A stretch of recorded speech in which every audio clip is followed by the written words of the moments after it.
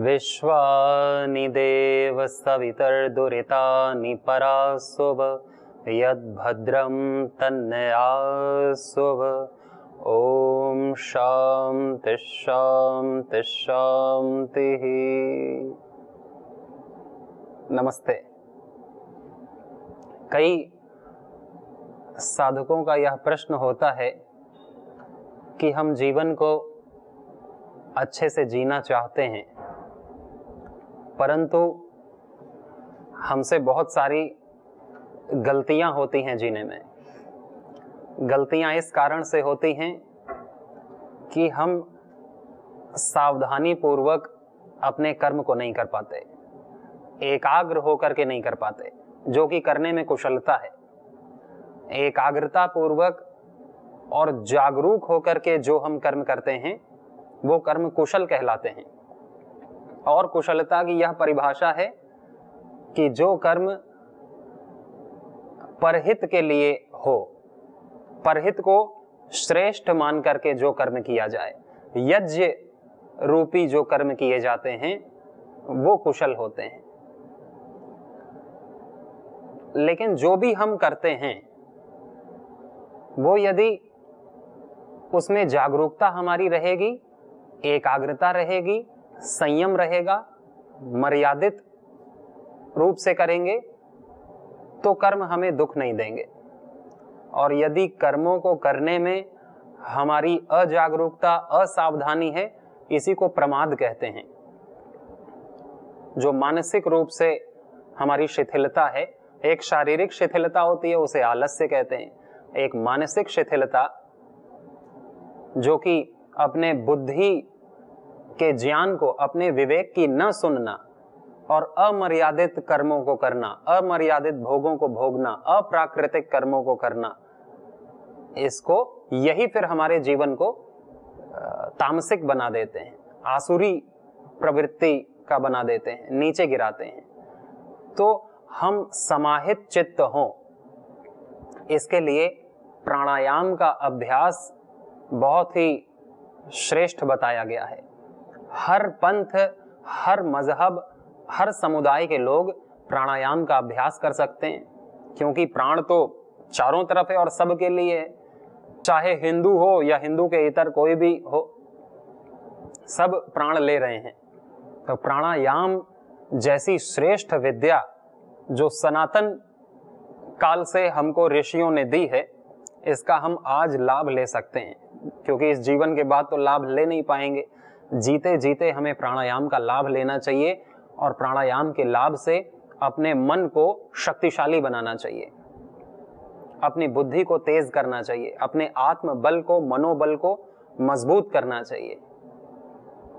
क्योंकि शरीर कितना भी मजबूत हो, बलवान हो, यदि मनोबल कमजोर है तो ताकतवर से ताकतवर शरीर भी कुछ नहीं कर पाता, धनवान से धनवान व्यक्ति भी कुछ नहीं कर पाता, हार मान जाता है जीवन से। तो मजबूत मन का होना बहुत जरूरी है। शारीरिक बल तो आप व्यायाम करके, पौष्टिक आहार लेकर के, ब्रह्मचर्य का पालन करके और सत्संग करके इस शरीर को अच्छा बना सकते हैं, मजबूत बना सकते हैं। अच्छी नींद ले करके, अच्छे कर्म करके, संयम रख करके इस शरीर को हम मजबूत बना सकते हैं। लेकिन मन है सूक्ष्म, मन का व्यायाम दूसरी तरह का है। धारणा, ध्यान, समाधि ये मन के व्यायाम हैं, जो कि तभी हो पाते हैं जब एकाग्र अवस्था हो चित्त की। चित्त की 5 अवस्थाएं हैं: मूढ़, क्षिप्त, विक्षिप्त, एकाग्र और निरुद्ध। तो जो एकाग्र अवस्था है वहां से योग होना शुरू होता है। ज्यादातर मूढ़ अवस्था में लोग होते हैं। मूढ़ अवस्था उनकी कही जाती है जिनकी बुद्धि तमस प्रधान होती है, यानी कि जिनको पता ही नहीं होता है कि धर्म अधर्म क्या है, पाप पुण्य क्या है, सही गलत क्या है, और हमेशा तामसिक निद्रा में, प्रमाद में, आलस्य में रहते हैं और उसी को वो सोचते हैं कि मैं तो बड़ा शांत हूं, मुझे कुछ लेना देना नहीं है किसी से, लेकिन वो मूढ़ कहलाते हैं योग की भाषा में, योग दर्शन की भाषा में। एक होते हैं क्षिप्त, की बहुत ही राजसिकता होती है, चंचलता होती है अपने उनके चित्त में कि मैं ये करूं या ये करूं, बहुत सारे काम लिए रहते हैं उनके मन में, कभी ये विचार आता है, कभी ये विचार आता है, ये करना चाहिए, वो करना चाहिए, अशांत रहते हैं, व्याकुल रहते हैं, गति रहती है उनके हाथ पैर, जल्दी जल्दी बोलते हैं, बहुत सारा बोल देते हैं। और एक प्रकार के होते हैं विक्षिप्त, जो कभी तो चंचल होते हैं और कभी एकाग्र हो जाते हैं, यानी कभी राजसिक हो जाते हैं, कभी सात्विक हो जाते हैं। ज्यादातर साधकों की स्थिति विक्षिप्त अवस्था की होती है, कभी तो एकाग्र हो गए और कभी चंचल हो गए। और फिर उसकी अगली अवस्था है एकाग्र अवस्था, कि जिसमें सतत एकाग्रता बनी रहती है प्रतिपल। और एक निरुद्ध अवस्था तो योगियों की होती है। तो योग जब घटित होता है, जब हमारी एकाग्र अवस्था होती है, जब चित्त की एकाग्र भूमि पर योग घटित होता है। अब प्रश्न आता है एकाग्रता कैसे बनाई जाए। चित्त चाहता है एकाग्रता को, एकाग्रता माने एक अग्र, चित्त के सामने एक चीज हो, या मन कहें, मन के सामने एक विषय हो जिसको मन सोच रहा हो, क्योंकि दो विषय को तो हमारा मन सोच ही नहीं सकता।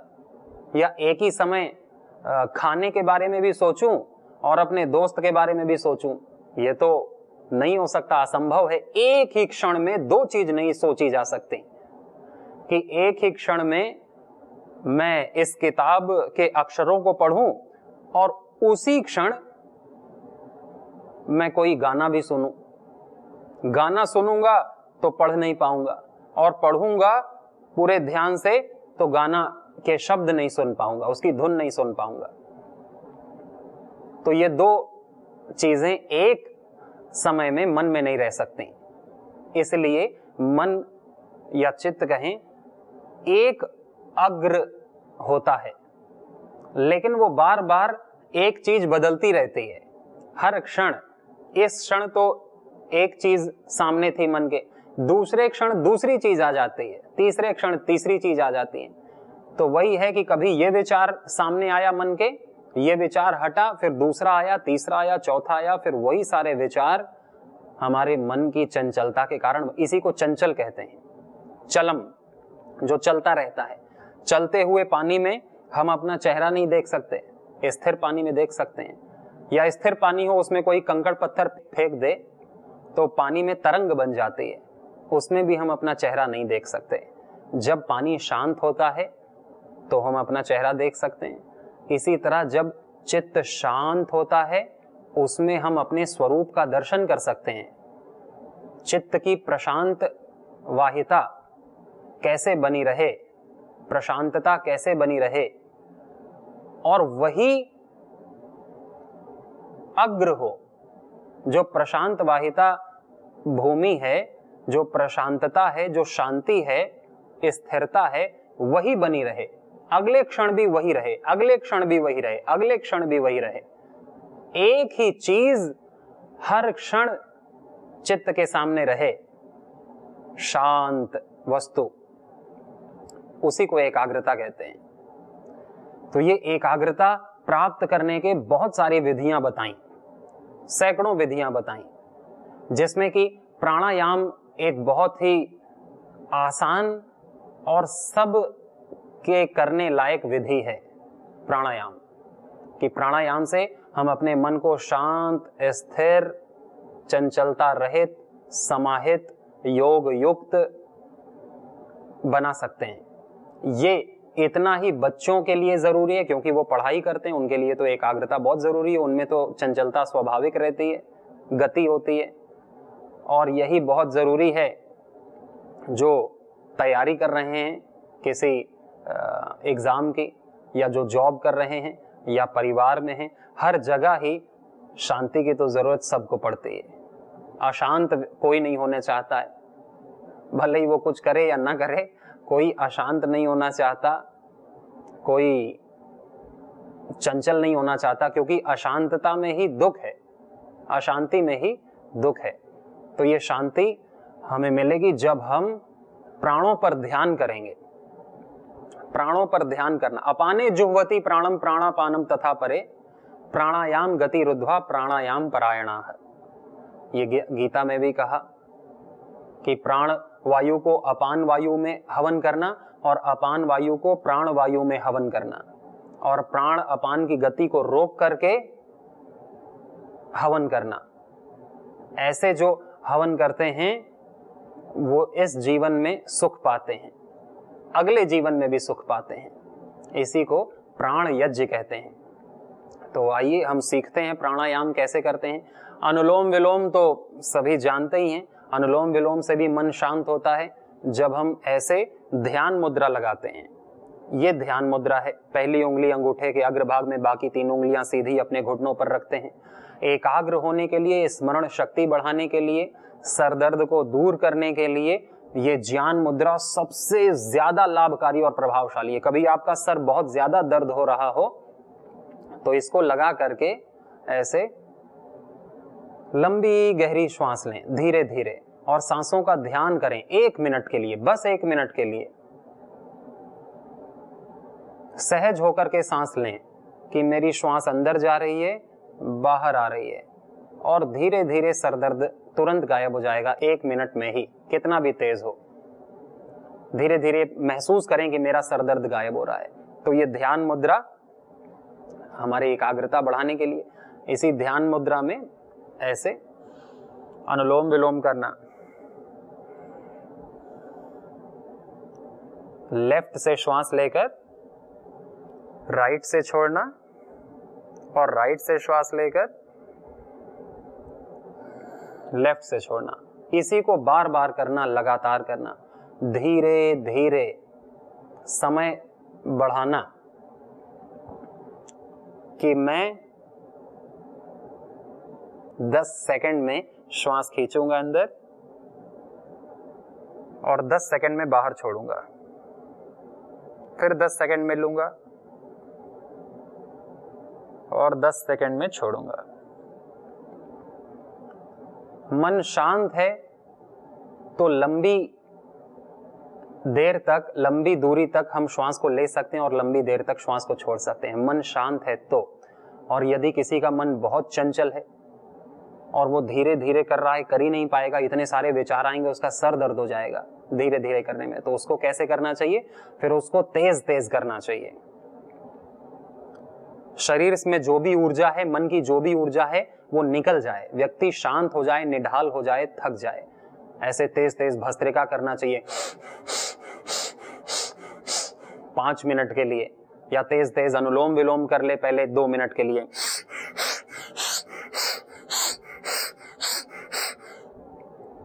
थोड़ा सा या तो दौड़ करके आ जाए, 2-3 मिनट दौड़ करके आ जाए, या यौगिक जॉगिंग कर ले, या कोई भी नृत्य कर ले, या दंड बैठक लगा ले। थक जाए तो शरीर के थकने पर ये हमारी सांसें भी ऊपर नीचे होने लगती हैं, ज्यादा ऑक्सीजन, और जब सांसें तेज होती हैं, ज्यादा ऑक्सीजन अंदर जाती है, तो मन भी शांत होना चाहता है, क्योंकि हमने बहुत ज्यादा गति लगाई शरीर में। जितना नहीं तो शरीर भी दर्द करता है। ध्यान करते समय कोई कहता है मेरे कंधे दर्द कर रहे हैं, कमर दर्द कर रही है, पेट दर्द कर रहा है, गर्दन दर्द कर रही है, मन चंचल हो रहा है, तो ध्यान तो जीवन भर नहीं हो पाएगा, एकाग्रता नहीं आ पाएगी। और एकाग्रता नहीं आ पाएगी तो हम जीवन में सुख और सफलता कैसे प्राप्त करेंगे? इसलिए ध्यान बहुत जरूरी है आपकी स्मरण शक्ति बढ़ाने के लिए, आपका मनोबल बढ़ाने के लिए, आत्मशक्ति बढ़ाने के लिए। चाहे वो स्टूडेंट हो या बड़े बुजुर्ग हो, सबके लिए एकाग्रता जरूरी है। और इसको पाने की तकनीक है। कुछ औषधियां तो आती हैं, लेकिन केवल औषधि खाने से ही नहीं काम बनेगा। औषधि हमारे दिमाग की नस नाड़ियों को, तंतुओं को मजबूत करती हैं, जैसे मेधावटी है, ब्राह्मी है, वच है, च्यवनप्राश है, मालकांगनी का तेल है, गाय का दूध घी है, बुद्धिवर्धक होता है, और ये बादाम है, छोहारा, काजू, किशमिश, मुनक्का, ये सब अखरोट बुद्धि बढ़ाने के काम आते हैं। बुद्धि बढ़ाने के क्या, नस नाड़ियों को मजबूत करने के काम आते हैं, लेकिन उन मजबूत नस नाड़ियों से फिर हमें तप करना है, प्राणायाम का तप करना है कि पहले हमने थोड़ा व्यायाम कर लिया, भले ही 5 मिनट तेज व्यायाम किया कि उससे शरीर थक जाए, जितना हिलना था शरीर हिल लिया, फिर नहीं हिलेगा शरीर। अब ऐसे ही कोई लेटा था या सोया था, उठ करके बैठ गया तो फिर शरीर हिलना चाहेगा, दर्द करेगा, जो ऊर्जा कहीं फंसी है वो हिलेगी, इरिटेशन होगा, खुजली होगी। तो रक्त संचार अच्छा हो जाए, शरीर का रजस, शरीर की नेगेटिविटी, शरीर की जो फंसी हुई ऊर्जा है वो बाहर निकल जाए, इसलिए या तो तेज प्राणायाम करना या तो तेज व्यायाम करना ज्यादा महत्वपूर्ण होता है ध्यान के पहले। और फिर ध्यान में बैठें शांत होकर, फिर मन चंचल नहीं होगा, फिर आप लंबा अनुलोम विलोम कर सकते हैं। 5 सेकंड किया, 10 सेकंड में श्वास ली, धीरे धीरे 15 सेकंड में श्वास ली, फिर आप आधे मिनट में ऐसा अभ्यास हो जाएगा कि आधे मिनट में श्वास लें और आधे मिनट में श्वास छोड़ें। ऐसी 2-3 बार श्वासें लेने से ही मन इतना शांत हो जाएगा 2 मिनट करने में ही, कि फिर आप आराम से ऐसे ध्यान कर सकते हैं। ध्यान यानी अपनी श्वासों का ध्यान करना, पहले सविचार ध्यान करना, सविकल्प समाधि पहले लगाना है कि हम अपनी सांसों का ध्यान या तो अनुलोम विलोम में करें, और अनुलोम विलोम में हाथ थक जाए तो ऐसे ही हम सांसों का ध्यान करें। श्वासों का ध्यान करना सबसे आसान विधि है, क्योंकि सभी श्वास ले रहे हैं और सहज रूप से श्वास आ रही है, जा रही है, प्रयास नहीं करना पड़ता। बस हमें प्रयास अपने आप होगा जब हम अपने शरीर को, मन को शांत करके प्राणों पर ध्यान देंगे। तो यही ध्यान, यही एकाग्रता हमारी बढ़ाता है। मन जितना शांत होगा उतनी हमारी स्मरण शक्ति तेज होगी, जितना एक बार भी एक लाइन पढ़ी तो तुरंत याद हो जाएगी। चीजें जो याद होंगी कभी भूलेंगी नहीं, रिकॉल तुरंत होंगी, रिवोक होंगी। जब मन शांत है तो जल्दी चीजें रिकॉल होती, जो हमने याद किया है, जो हमने सत्संग सुना था, वो समय आने पर उपस्थित हो जाता है, हमें याद आ जाता है। नहीं तो हम भूल जाते हैं क्या सुना था, क्या नाम था, कौन व्यक्ति था, क्या हमने याद किए थे शास्त्र, वो हम भूल जाते हैं। बार बार याद करने के अभ्यास से भी स्मरण शक्ति बढ़ती है। तो प्राणायाम इसी तरह कपालभाति प्राणायाम है, उसको भी ध्यान से करना। 1 सेकंड में 1 स्ट्रोक नॉर्मल सब के लिए, नहीं तो 1 सेकंड में 2-3 स्ट्रोक भी लगा सकते हैं, लेकिन ध्यान पूर्वक। ध्यान कहीं और होगा तो योग पूरी तरह से लाभ नहीं देता। योग मानसिक क्लेशों को, विकारों को दूर नहीं करता। इसलिए योग अभ्यास को प्रसन्नता पूर्वक करना चाहिए, एकाग्रता पूर्वक, निरंतरता पूर्वक करना चाहिए और विधि पूर्वक करना चाहिए। विधि भी गड़बड़ ना हो, एकाग्रता भी खंडित ना हो, प्रसन्नता भी बनी रहे, और फिर इसका निरंतर अभ्यास चलता हो। तो कपालभाति, और फिर जो हम भ्रामरी करते हैं, भ्रामरी प्राणायाम, भ्रमर के समान ओमकार का गुंजन करना,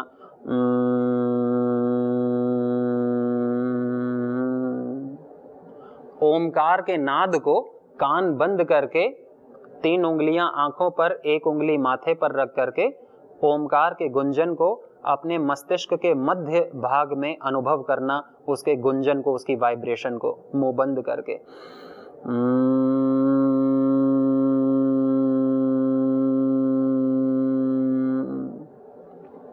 ये भ्रामरी प्राणायाम, इससे भी हमारा पिट्यूटरी ग्लैंड, जिसे पीयूष ग्रंथि कहते हैं, हाइपोथैलेमस, पीनियल ग्रंथि, ये सारी ग्रंथियां स्वस्थ होती हैं और पूरे शरीर का सिस्टम हार्मोन्स का बैलेंस होता है, क्योंकि सारे हार्मोन्स को बैलेंस सारी ग्रंथियां करती हैं और सारी ग्रंथियों को बैलेंस हमारा पीयूष ग्रंथि करती है।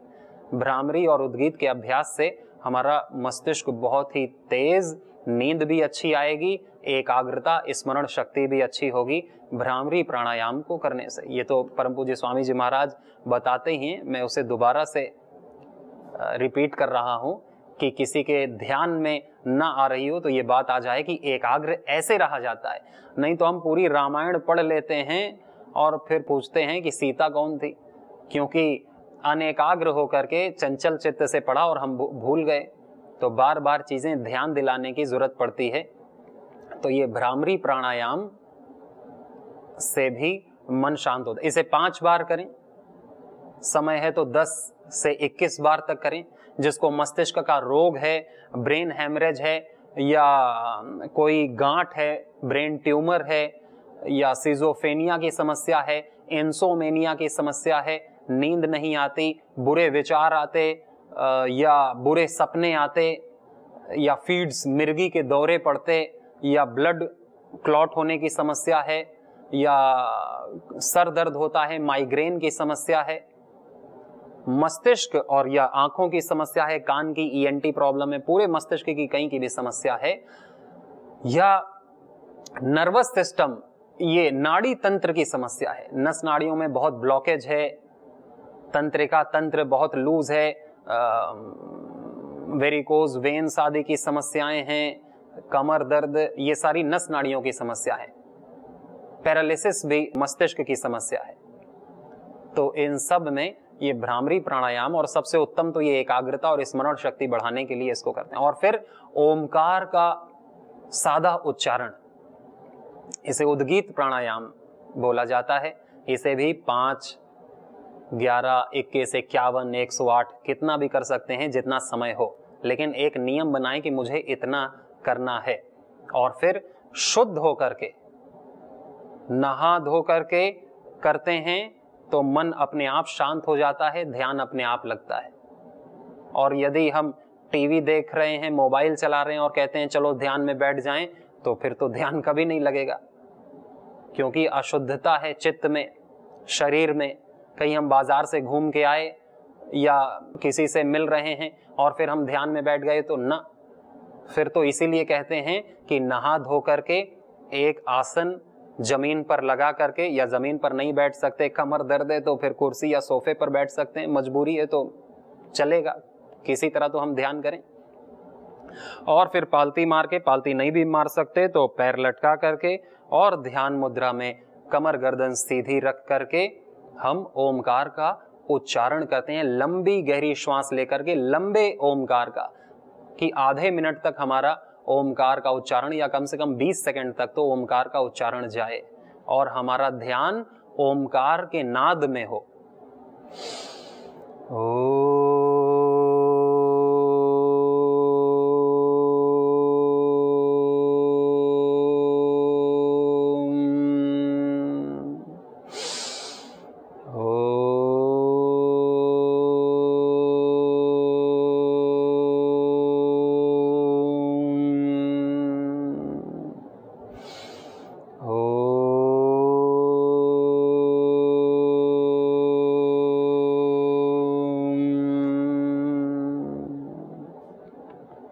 इस प्रकार तुरंत मन शांत होता है। प्रत्यक्ष को प्रमाण की आवश्यकता नहीं है, तो आप इसका प्रत्यक्ष करें, प्राणायाम करके मन को महसूस करें, मन की एकाग्रता को, मन की शांति को साक्षी भाव से देखें कि मैं आत्मा हूं। कोई भी विचार आता है तो मन रूपी यंत्र में आता है, मैं मन नहीं। मन रूपी यंत्र में विचार आते हैं, जाते हैं। मैं कभी विचलित ना हूं, किसी भी विचार से परेशान ना हूं, विचार मेरे सुख और दुख का कारण ना बने। मैं अपने आत्म सुख में, आत्मानंद में सदा उत्साही रहूं, सदा प्रसन्न रहूं और सबको प्रसन्न करता रहूं। कोई विचार मेरे सुख का या विचार मेरे दुख का कारण ना बने। इसलिए हम खूब कर्म करें, लेकिन उसके लिए तैयार हों, पहले व्यायाम करके, प्राणायाम करके और प्राणों के ऊपर ध्यान करके। भ्रामरी उद्गीत प्राणायाम, अनुलोम विलोम ये सबसे प्राइमरी ध्यान के विधियां हैं जिसे कोई भी कर सकता है, कोई भी हो, कहीं भी हो, पवित्रता से इसे करें। सभी को बहुत शुभकामनाएं। नमस्ते।